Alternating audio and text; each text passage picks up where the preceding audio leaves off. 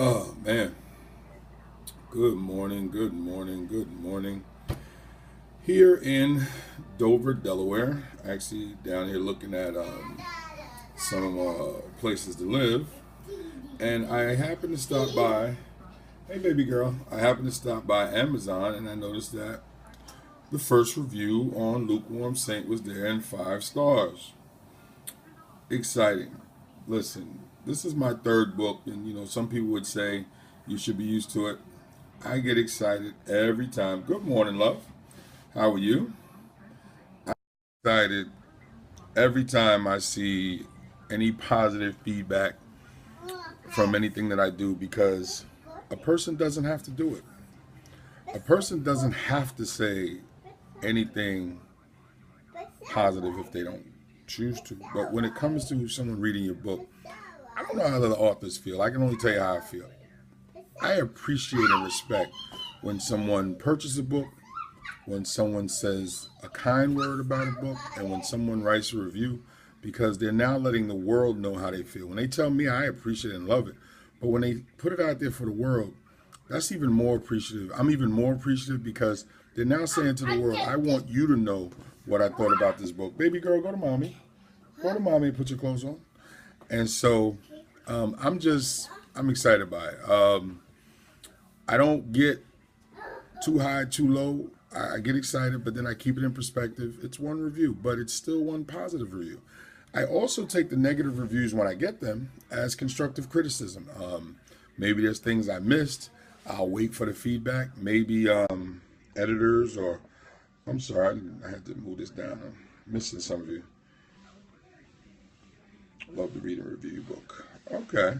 You have to send me an email to main office at bravinpublishing.com. It's BRAVIN publishing.com. What I do is I have digital reviews for reviewers. I don't send out physical books anymore. It started to get too expensive. And when you're an independent publisher, it starts to be very costly. So I send out digital reviews, digital copies of the book. And then we can work something out on the other one. I know some reviewers don't like that, but unfortunately, when you got to foot the bill and foot the cost of yourself, it can be very expensive when you're sending books all over the country. So I actually have a site that allows me to create downloadable review copies for reviewers so they can read. So it's actually on whatever reader that they have. So feel free to contact and reach out. Would love to connect. Did you do an ebook? Yes, the ebook should be ready. Actually, I got to check. The ebook should be ready. It was in process. I didn't get word from my company yet. Let me see. Yeah, I have to double check because I don't. It should be actually ready soon. But yes, I always yes. Sorry, your book is coming this week. I'm away in Delaware right now. When I get back this week, your book will be going out. I thank you for supporting the purchase. I appreciate that. No, that's fine. I appreciate it. I definitely appreciate it. I will definitely I work with folks. Like I said, it's just I say that I let you know about the digital review copies because some reviewers don't like it, so they say they don't want to review the book, and I have no problem with that. Everyone has their own particular choice. Hold on one second. Actually, if you could send me an email because I'm all over the place here at my desk in a hotel. So Bravin Publishing, actually main office at Bravin Publishing. Just let me know, and I'll hook that up because it's real simple. I'll send you a link, and you can it's a link that'll be specially designed for you to be able to download in whichever format works, whether it's EPUB, MOBI, or if you want a PDF, it'll actually allow you to download whichever copy that you want, and then you can go ahead and read it because it's actually will be the book but in digital form. And like I said, I try to work with reviewers. Oh no, I appreciate you. I appreciate anybody who wants to take the time out. Hey, look, I just got a message. Somebody needs a book. But anyway, no, seriously, when someone actually takes the time out to put their review on Amazon, this particular one, I don't think I didn't see the name. Daddy. Yes, baby. Daddy. Yes, go to mommy and get dressed, baby doll. And so I didn't see the name, but I appreciate it. I mean, I appreciate the small things. The one thing I have come, hey, darling, hey, it's Bernice, hey, sister. The one thing I have come to do in my 5-6 years now that I have been in this game, actually 2007, 8 years, oh Lord. I have learned, thank you for the hearts, I have learned that I don't get stressed by negativity, and I don't get overly whelmed or overly excited when the positive comes, because it's a balance. I have to feel comfortable with what I put out. I have to feel comfortable that it's acceptable to my faith. That's one of the first things. And after that, I leave it up to the readers to decide on what they want to do. I have gotten, like, from Gigolo to Jesus, I always find it funny. From Gigolo to Jesus, I remember getting a review that was scathing. It was, oh, she just destroyed me. Oh yeah, it should help, but see, you also have to take into account that the reviewer is going to be giving from their point of view. That doesn't necessarily mean that their point of view is the exact focus that you need, but their words count. I think that's the thing that you have to look at, is all feedback has some positivity. You take the meat, throw away the bone. And like I said, I had a reviewer on Goodreads from Gigolo to Jesus. Oh, she destroyed the book. Oh, she destroyed me as a Christian, destroyed me as whatever. I had no problem with it. I didn't take offense to it, because she bought the book. She was entitled to whatever she thought. But I thought like this: if that's where she's at with me, that's okay. Because I also had a woman from Seattle, I think it was. Yes, Seattle, who wrote and said the book allowed her and her husband to have conversations about their past that they both weren't comfortable with sharing. And they both thanked me for writing the book. Black Expressions Book Club in Ebony and Jet Magazine paid me $1,000 and posted my book up. And that was an extremely interesting experience. Thank you so much for the hearts. I appreciate it. And please share this with your followers, as well as on Twitter. Let's let folks know that I'm on and we can talk about it. I found when I got my way into Black Expression books, now this is what's interesting. This will actually show you how sometimes the literary community works. I have been around since 2007. I think I have rubbed shoulders with so many people, but I am not a person who chases. I am not a person who has stars in their eyes. If you wrote 20 books, I appreciate you. If you wrote one book, I appreciate you. If you're writing your book, I appreciate you. And if you've gotten accolades, I appreciate you, because I don't chase nobody else's wallet, because I'm an educator, and what I make teaching far surpasses what I make as an author. I write because I choose to write. I started my company because I wanted to help other people. But what I found was funny was the minute that I got into Black Expressions Book Club, the minute that people saw, wait a minute, how did he do that? All of a sudden the inboxes came.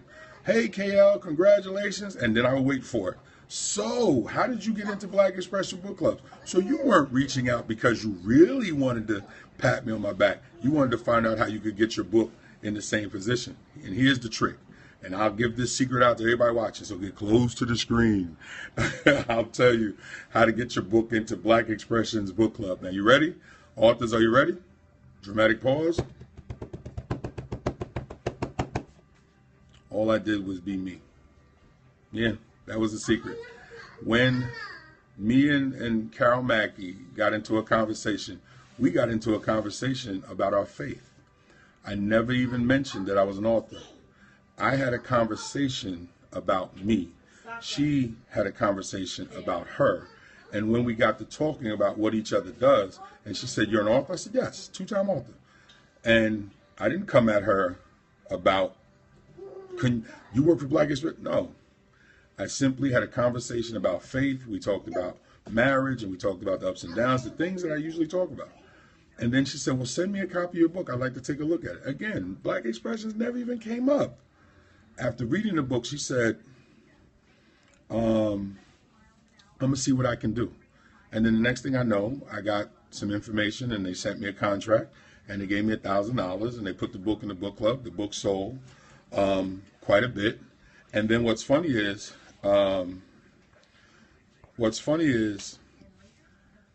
later on, I was offered an opportunity to buy the excess of my books, and this is very important.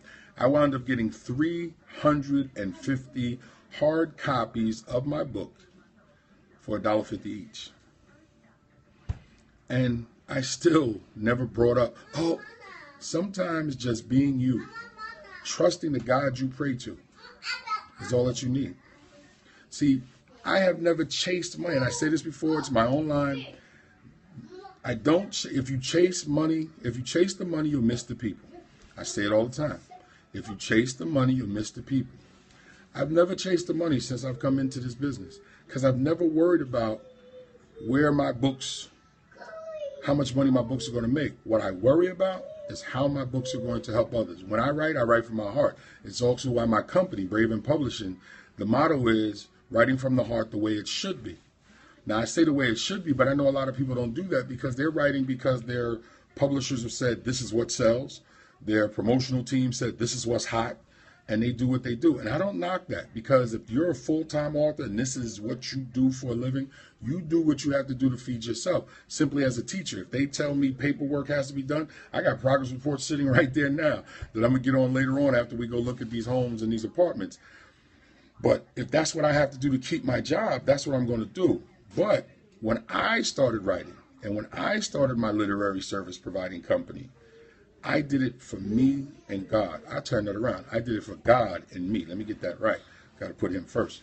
And that because I wanted to help people. Now, I get clowned. Oh, you give away information that you could actually sell.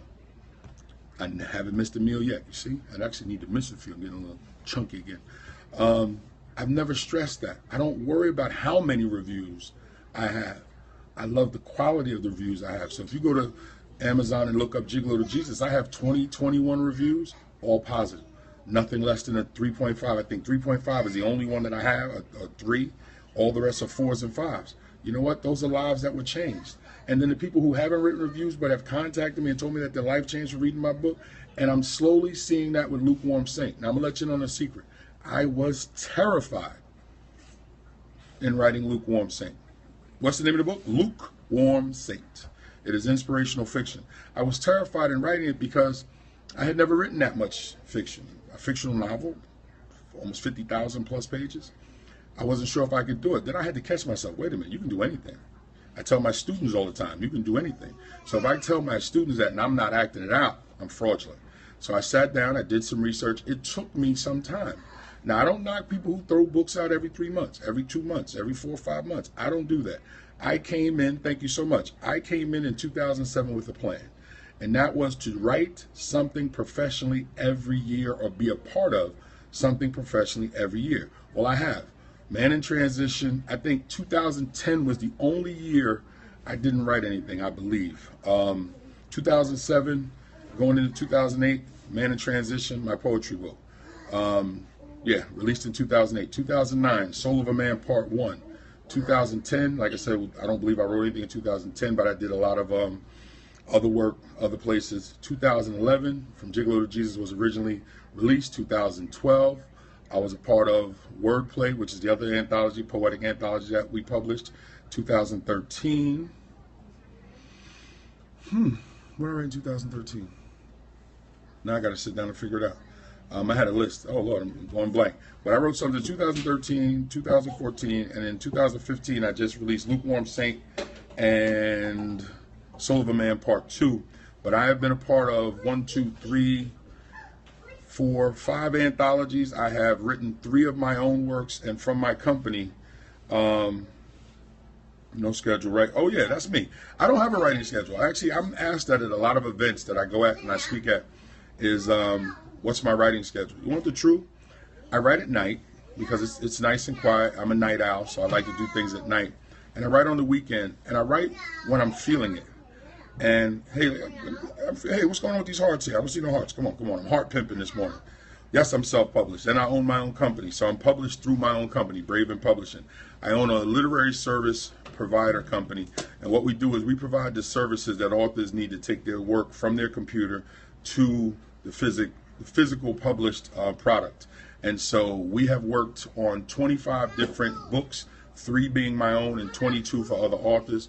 Actually, we have another author, Jovan Roseborough. Let me see if I can bring his work up. We have Jovan Roseborough, who is working on his second book. And his book is going to drop on January 30th at a museum in Whiteville, North Carolina. Hold on one second. I'll bring up his page, Jovan Roseborough.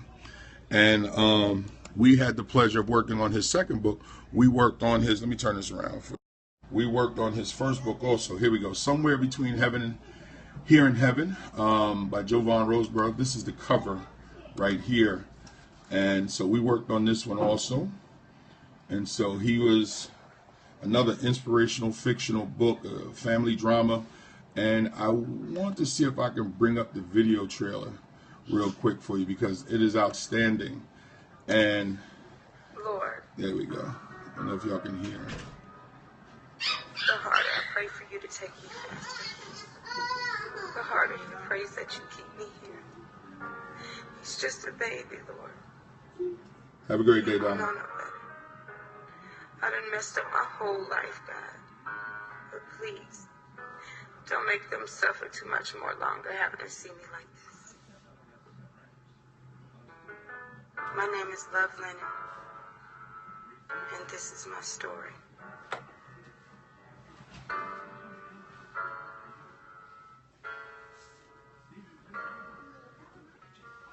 Somewhere Between Here and Heaven. Love story. Let me tell you something. I've had the luxury of going over a little bit of this book here with him and have worked with him on the promotional aspects of the book, and he is doing his thing. Now, we provided the services to get the book ready. Book will be ready. He's having his release party. That's Brother Roseborough right there. And if you stop by his Facebook page, you'll see two pages, Jovan Roseborough, but one is his literary page. And I'm actually very proud because we worked on his first book also. He was our first signed author that signed with us, who came on to get his book done with us. And actually, I'll bring that cover up again. And so it was outstanding, and I actually appreciate that. And while I'm here on Facebook, let me just jump on, and I'll show you the cover of my book, Lukewarm Saint. There we go. I believe they actually, nope, that was long. There it is. Let me see. I realized that Facebook actually created a page before I did. There it is. Let me see what's going on here. Yeah, you can actually, yeah, there's somebody reading here. But yeah, so this is what it is. So I don't get bent out of shape by negative, or I keep everything in perspective. But the one thing I can tell you, let me bring this back up. The one thing I can tell you in the literary game is that you have to know your place, and you have to know who you are, and you have to understand. Tell me about the book. It is an inspirational fiction. It is about a educator, Kevin Watkins, who is torn between his lust for women and his feelings of something just not quite right with how he's living his life. He has two friends, one that says, man, you bed down as many women as you want, and another friend that says you really need to get yourself together because you know better. And he has a mother and grandmother that's been trying to get him to consider changing his life because that same behavior is what destroyed his father and grandfather, and you'll learn how when you read the book. And basically, it comes down to how long can you tempt fate when you know things that you're doing is wrong? And when you make choices that you know are wrong and do things that you know are wrong, what is the outcome? And how does that outcome affect you and the others that you love? And something happens in the book that triggers a choice to be made. And I can't tell you, you have to read it. And it is designed that once you finish reading, so we can actually have conversations, because all of us as humans do things that we know are not correct. No one's perfect. We always say that. But the question becomes, why do we give in to some of the things that we want if we know it not to be right? Why does it override our reasoning? And the hope is that when folks read it, they ask themselves a question. Now, whether they change or not, only them and God will know. But as a man of faith, what I'm attempting to do with my work going forward is to create works that's going to allow people to look at and consider their spiritual side in different forms of fashion. As a grad student, I start grad school this week. I'm working on my second master's degree because I want to work with people on how do you apply faith, not just having it. How do you apply faith? How do you apply faith to how you work? How do you apply faith to your relationship? How do you apply faith to your life? See, people get so caught on church and people are so down on church that they've started to be down on faith. No, the two have really nothing to do with each other than one leads one or strengthens the other one. But faith is a standalone thing. My shirt is not my pants, but together they make an ensemble. So the idea is I am working going forward to develop ways to help people understand where they are spiritually, to get them back to a foundation of faith. And then if it leads them to church, a better church than the one that they might have been upset with, so be it. But it really is not my focus. I work with churches, of course, but my focus is to get people back to a strong foundation in believing in God. Now, I am a Christian, so I don't make any bones about that. I don't shy away from it, never have. I don't have a problem if anybody has issue with it. I don't have a problem if someone says, oh my God, how could you believe that? Because I do. Yes, I am a preacher because I'm a believer in my faith. And any person that believes in their faith is supposed to confess it. But I'm not trying to convert you. I'm only explaining what I do. But I appreciate the compliment. That's actually a compliment. But I am going to school for counseling and ministry. But any member of the faith, there you go. But no, I'm not a... Books are, yes, my books are my ministry, as well as counseling is my ministry. Teaching is of the fivefold ministries is what my specialty is. I am a teacher. And as a teacher of the fivefold ministry, I believe it's one that has been forgotten because we have so many prophets and we have so many evangelists and we have so many folks who have taken on all these different titles that many have forgot that of the fivefold ministry, teaching is one. Well, that's where I'm at. And in my teaching and in my writing, it is the hope to get people to re-evaluate themselves, to re-evaluate the good and bad in them and find a way to fight for what's right and what's good. I'm an optimist. I have to be. I'm an educator. And if I stop being optimistic, then what am I doing? I've been a New York City educator for 20 years. I've worked in some of the worst urban areas in New York. I live in Brooklyn, teach in Brooklyn. But I've also seen children who you thought at the time were some of the worst kids imaginable. And now when they're 25, 26, 27, 28, 30, they're well-mannered citizens doing what they do. And when I reach out to them and they say, I still remember the things that you told me, that's the seeds that was planted 15 years earlier. I'll give you an example. The current school that I teach in, this is my last year teaching. I just started Periscope Inspiration Book Club. Would love to. Yeah, sure. Reach out. Just send me all the information. Would love to set something up. Can't. I love it. That's actually right along my wheelhouse. So I would love to set something up. But I'll give you an example. I'm leaving teaching because I'm changing states. I'm leaving New York to come to Delaware simply because I want to change. Thank you so much for the hearts. So God sent me to this school that I'm at now, elementary school. I had doubts. I was like, elementary school? I've always worked middle school, high school. I was a high school dean, middle school dean, and I've always worked high school, middle school. So I'm thinking, what? Elementary school, God? Little kids? How am I going to work with little kids? But then it was my wife and my baby. Where's she at? Come here, little girl. Come here, KL. Let me show you how God said we have to be more like children. Come here. Come here, darling. Come say hi. Come say hi. Come here. Hi. Yes, come here, baby. Yeah, let me see if I can set this up.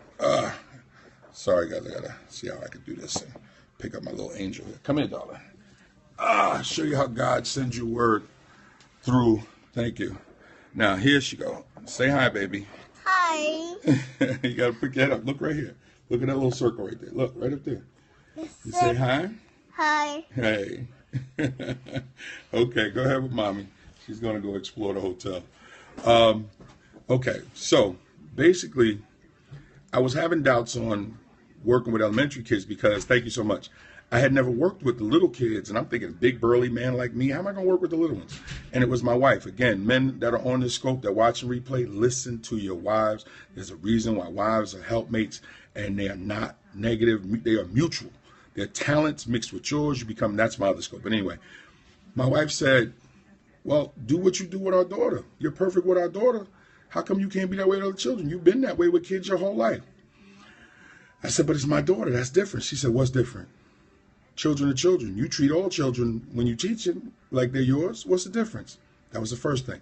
The second thing, having my daughter on my lap. I was trying to figure out which music to use in the gym that I'm teaching in. So I had my daughter on my lap, and as I would play songs, I was watching her. So when she would bounce up and down, I keep that song. And so I wound up having a list of the Kid Bop songs that I wanted based on how my daughter reacted. Now, my daughter's almost 2. I'm working with pre-K kids, which are 3 and 4, up to 4th grade.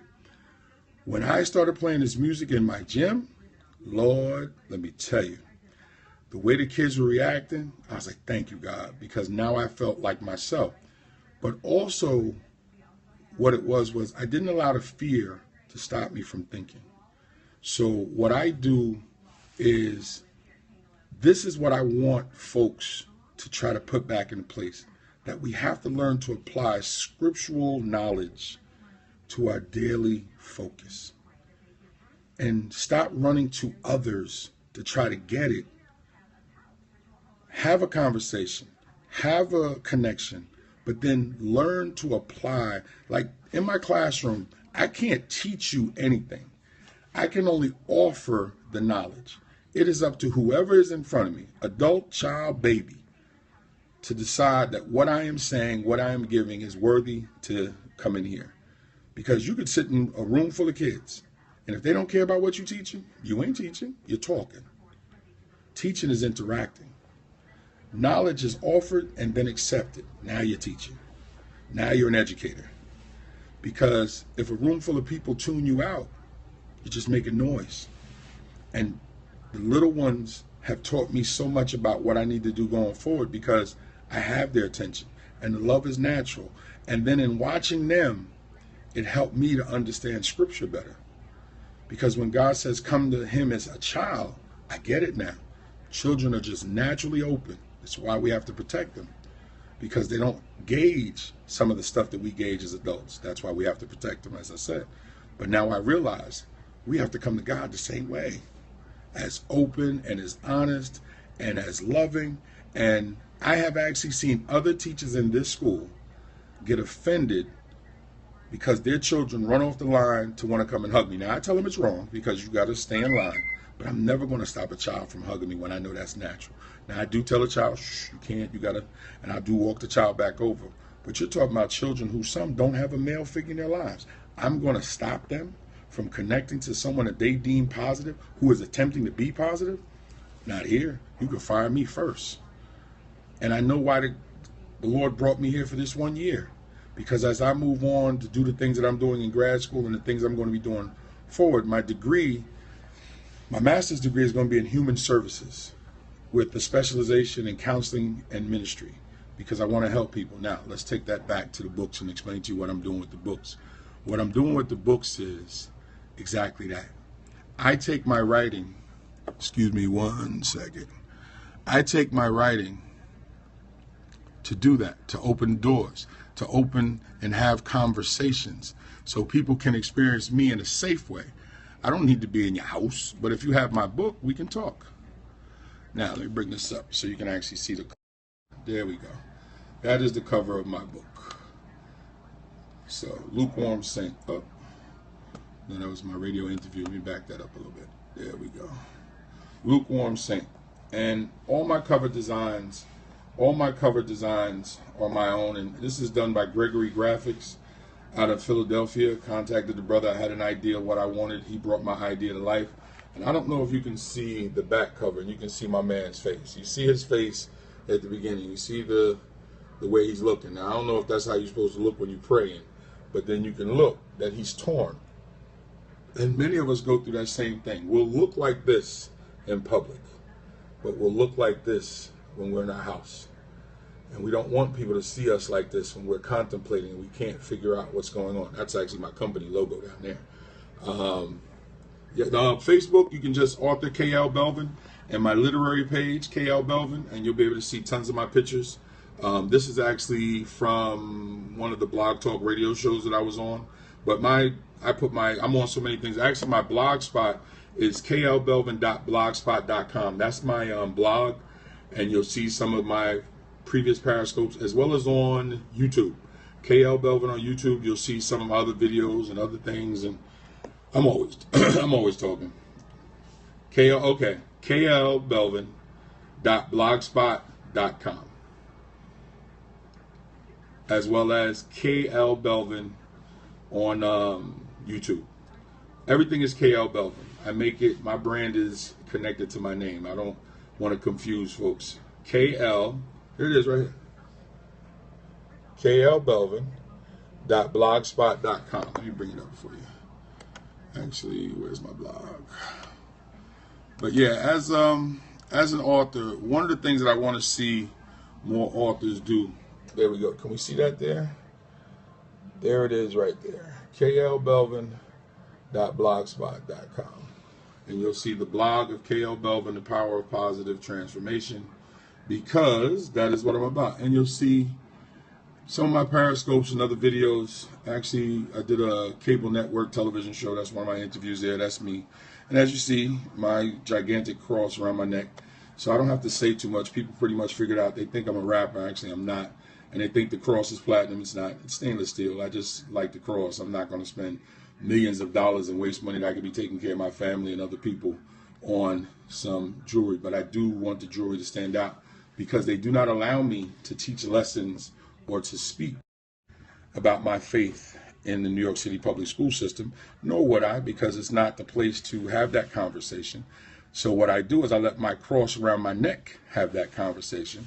So when people come and ask me, what is that cross about? And I go, I'm a Christian. Because now you asked. I didn't have to say nothing. I can answer questions. See, that's the difference. The bylaws in New York City education say I cannot teach a lesson. So I don't. I don't come in with no formal lesson plans.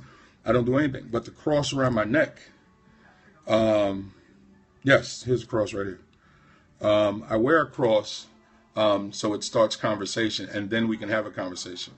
They let me wear the cross. They can't stop me from wearing a cross, because me wearing the cross is the same as my Jewish brothers and sisters wearing yarmulkes. So they don't have that fight with me anymore. We went through that. I used to wear earrings, and I had that fight at another school. But I said, I'll take my earrings out when all the females here take their earrings out.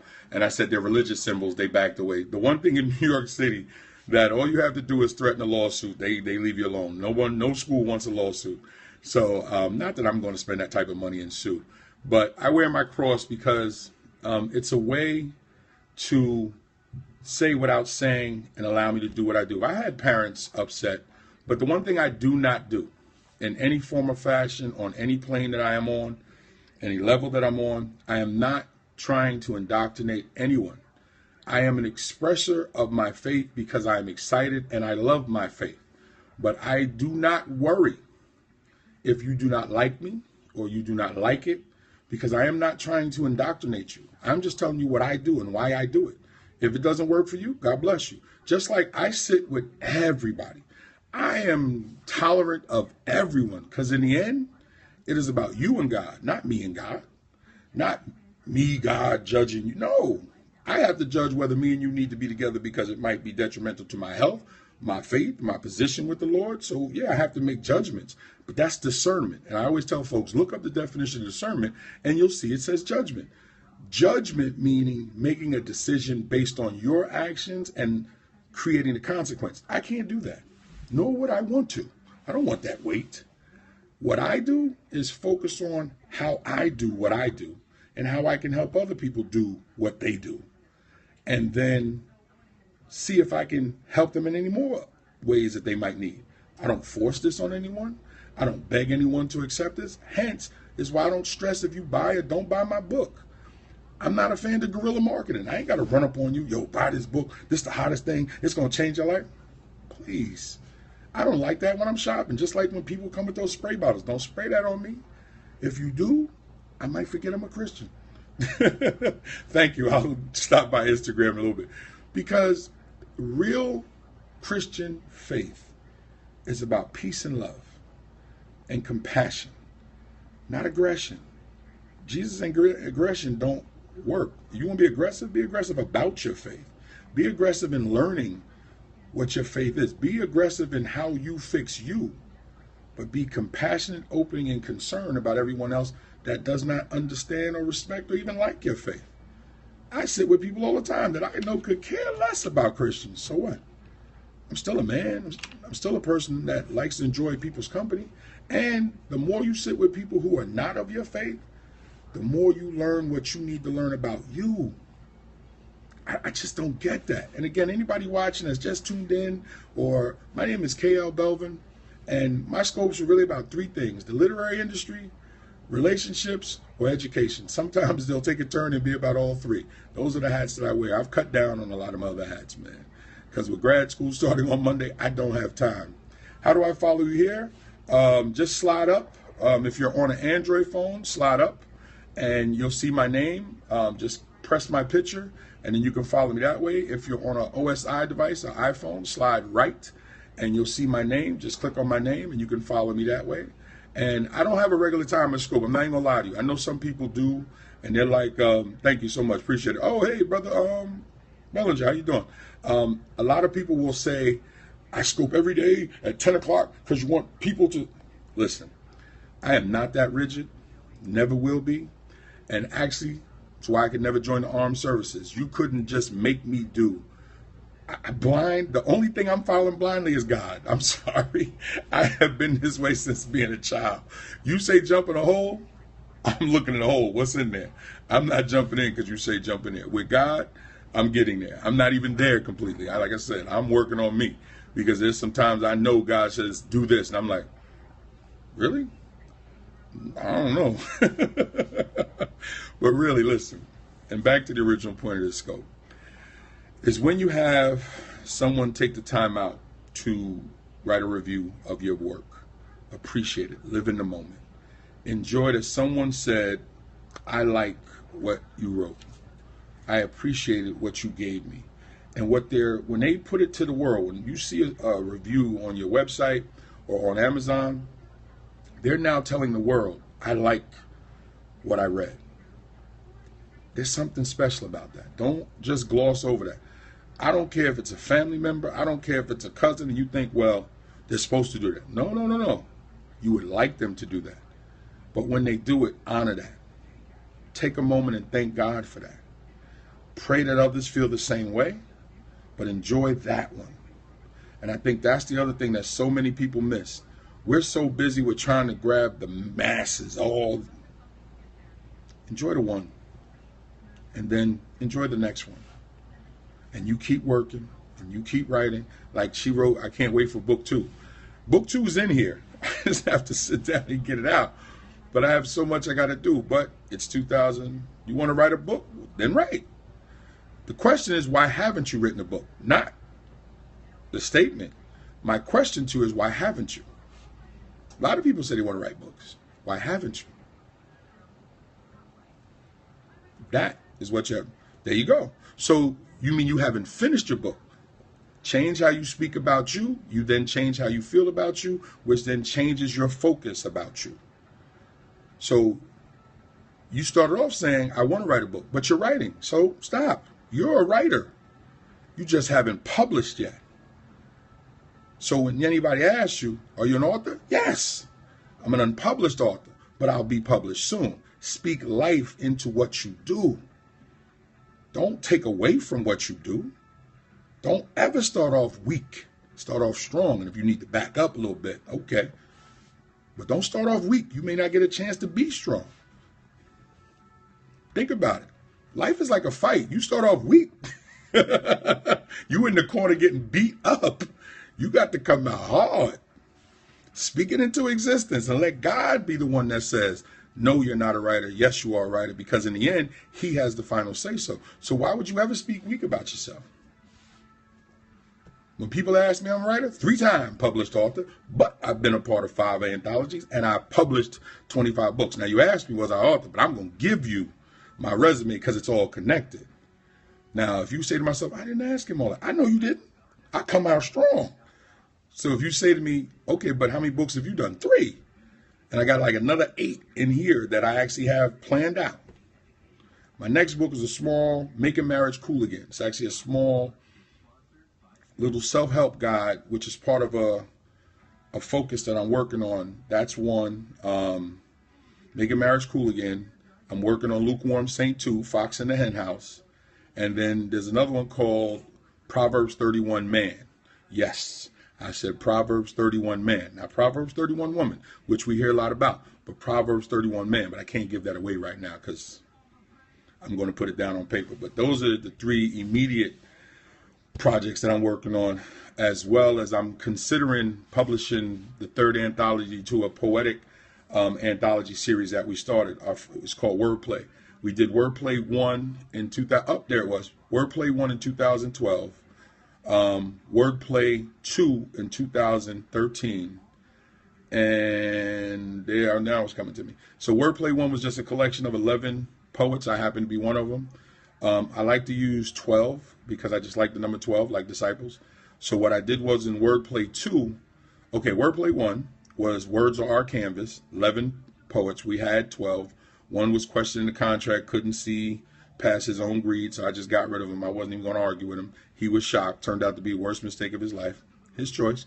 So we went with 11. So to make it back up, in Wordplay 2, Foundation of Soul, the Foundation of Soul, it is 13 poets. I'm not in that one, but it's 13 poets. I gave them 12 subjects connected to the word soul, and they had to write original pieces for the book. So in Wordplay 2, you get 244 poems connected to the word soul. And you actually have to look because each of the chapters are one of those connections. And here's the crazy thing. The book is fantastic.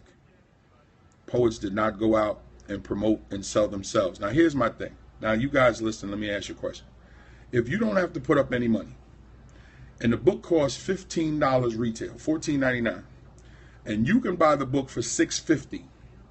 So when you sell the book, you make $8.50 per book. Why wouldn't you go out and sell the book? Didn't happen. 13 authors, and if I told you how many books was actually sold, you'd be in shock.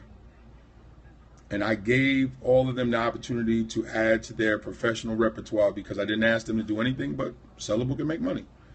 How much did I make off of each book? As the publisher, I took $2. Yes, I gave the authors 4 times more than myself. And they still didn't go out and sell the book. Same deal I did with Wordplay 1. The book is $15 retail. They buy it for $6.50.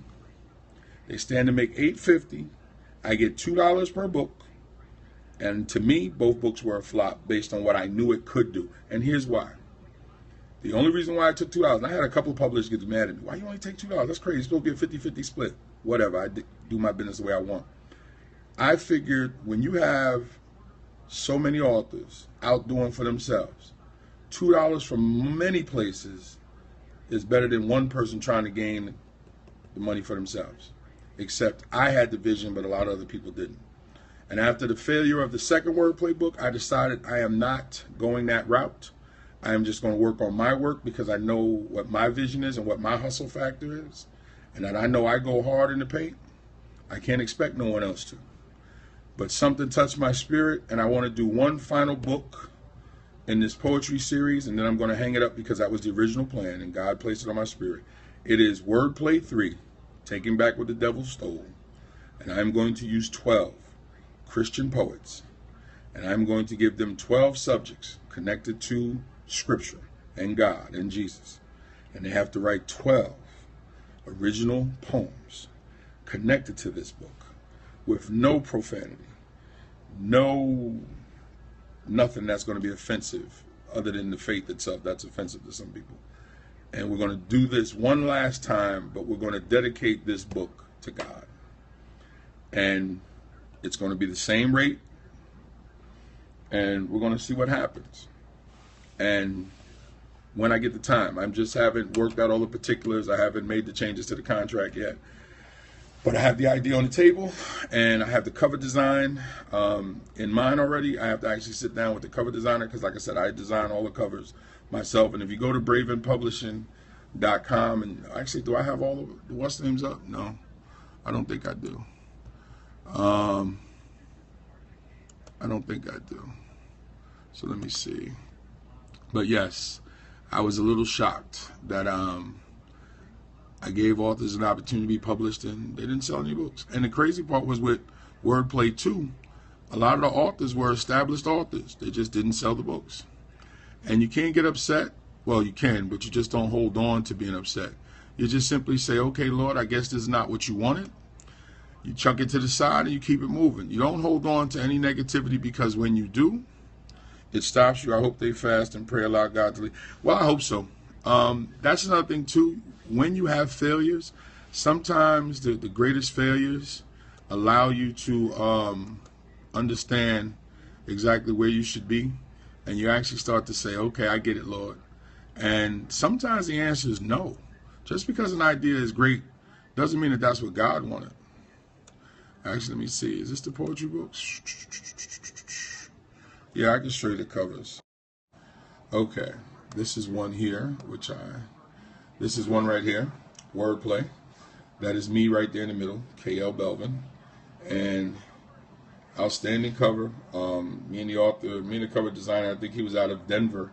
We came up with the idea, and what I wanted to do was all 11 pens have the poets' names on them, because I didn't want any poet, when they were out selling a book, feel that they were slighted. So by having your name on the cover, you had stake in this book. That way, when you were selling it, you couldn't say, well, it was my name. My name is right here, along with the other 11 poets. And it was, again, the opportunity to give them a chance to be sold, to be published. That was my focus. And then I believe this is Wordplay. Yeah, that's the back. Let me turn it around. Okay, and this is Wordplay 2.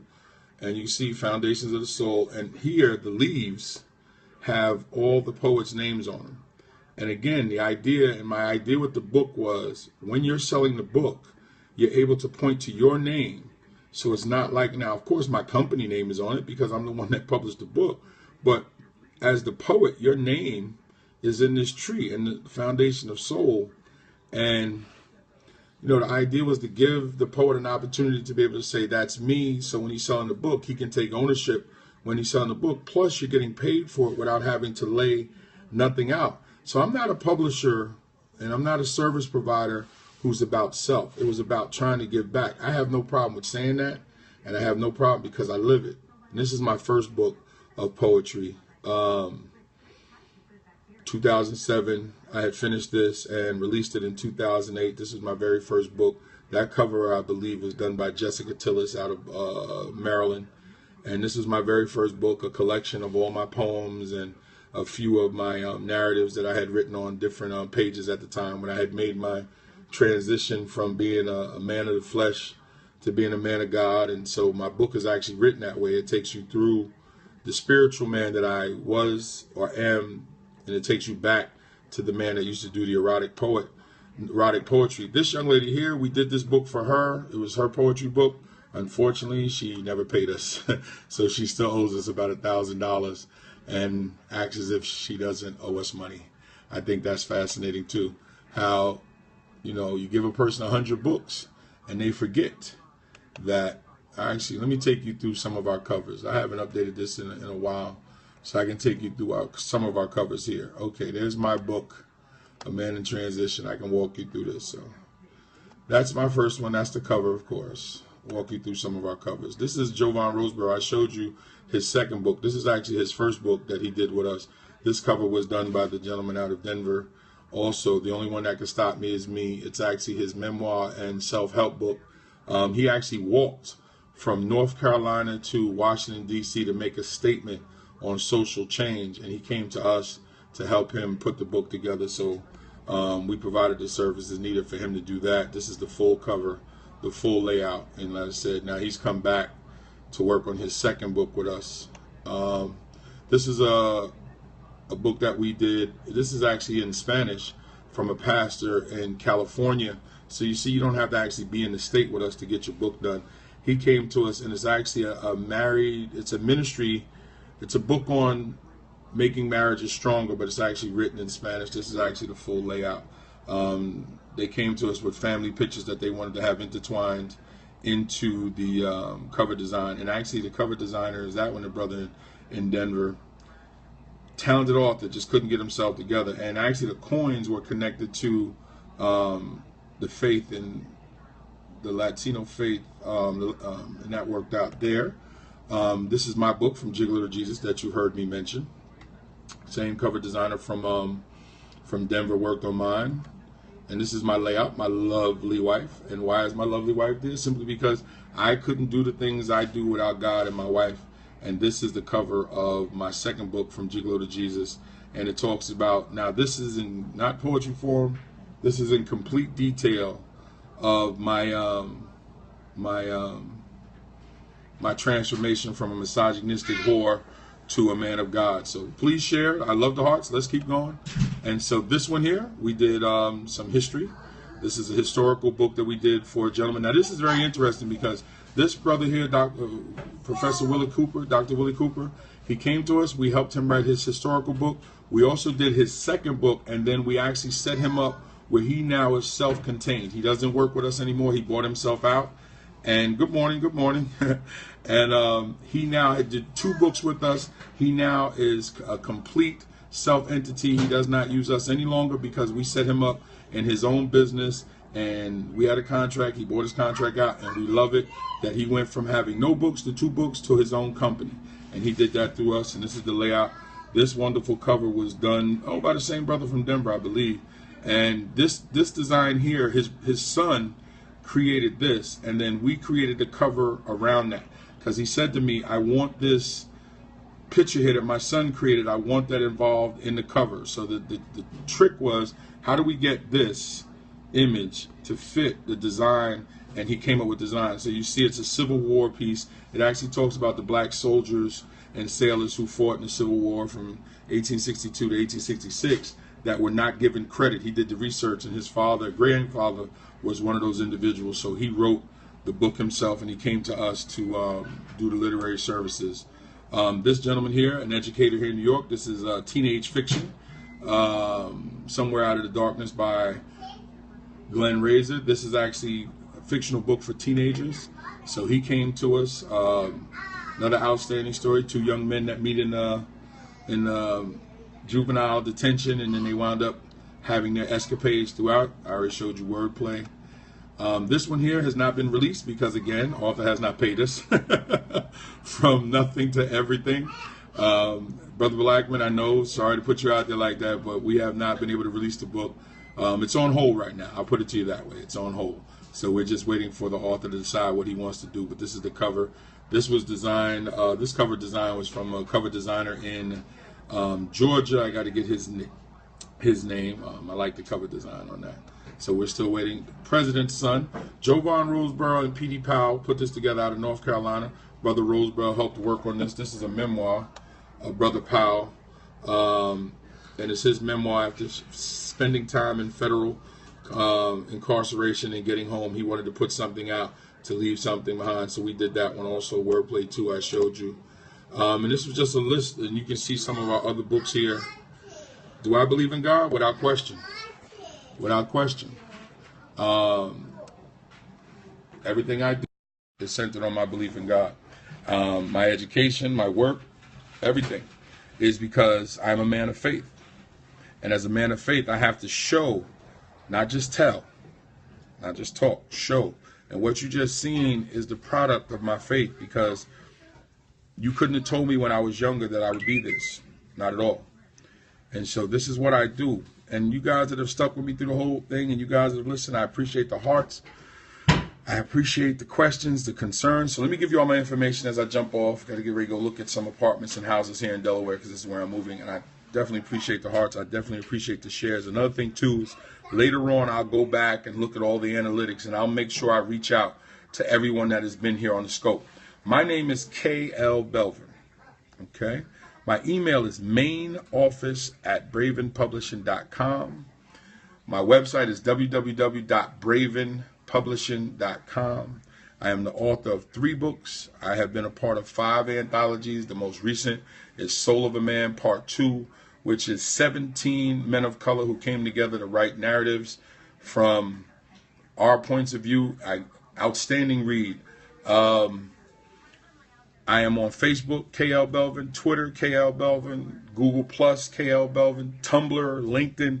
Just look for KLBELVIN. You can also go to my YouTube page, which is KLBELVIN at YouTube. You can also go to my blog, which is klbelvin.blogspot.com. All my videos and all my periscopes I place there. So if you want to go back and listen to a lot of the things that I do, I am a mentor, I'm a speaker. Also, very important, I will be in Napa Valley, California in February at the Quintessential Queens conference and retreat. I'll be speaking to the women that are going to be attending. I believe that's Friday, February 26th. I'll be at the Literary Luncheon March 19th with 4 other brothers there. We're going to be speaking about our works and selling our books there. June 4th, incredibly important, June 4th, I will be in Detroit at the Building Better Relationships conference put on by Otis Bellinger, who was on the scope earlier. Please follow my brother Otis Bellinger, because he is a brother out of Detroit that is working on building better men, young men, and he invited me to come and speak in Detroit June 4th to help build better relationships, because that's what I do. So my wife and I will be in town June 4th. Please make sure you mark your calendar at Wayne State University. I'll be speaking there, hopefully bringing some life to some folks who want to go home and fix or even build relationships. I'll be in Chicago in July. So I got a lot going on. But listen, in the end, pray for me. I'm going to pray for you. Let's keep our focus on God and allow him to order our steps. And you will find that even if you're not sure where you're going, he will make sure that your steps land on solid ground, even when it seems that it's not solid, even when you can't see the ground. You have to trust that God has you. Some of the people that have come in and out on this scope today are folks that I have worked with, have attempted to help them get to higher places. I don't have a problem working with anyone, because I honestly believe what God has for you is for you, and what God has for me is for me. I'm not worried about if you do me dirty. The reason why I mentioned some of those people that owe me money is because it's the truth, and the truth stands on its own. They got to deal with God, not me, because he's taken care of me since then. So remember, speak life into what you do. Got you. Definitely will. Actually, can I do that now? Oh, I can't do that right now. So, no, I can't do that. Oh, yes, I can. There you go. Taken care of. And so, speak life into what you do. Start off strong. Start off positive. Don't start off meek.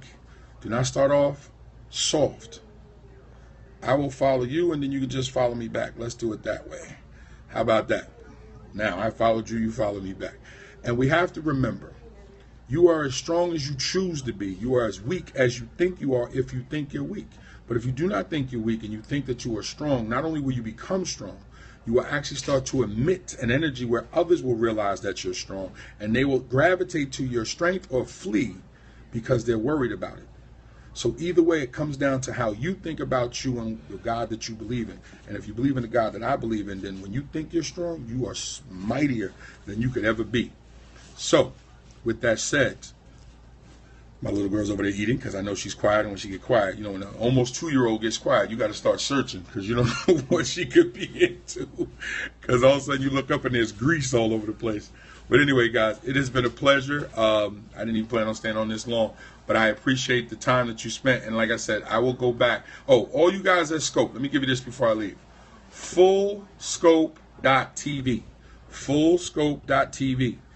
It is a must-have app if you're going to be on Periscope. It allows you to go back, read all the comments, all the hearts that were given. It'll let you know how long people are on. But the biggest thing, it'll allow you to network directly with the people that were on your scope, because when you're trying to speak and do different things, I know it's easy to get lost in translation with things going on the side there.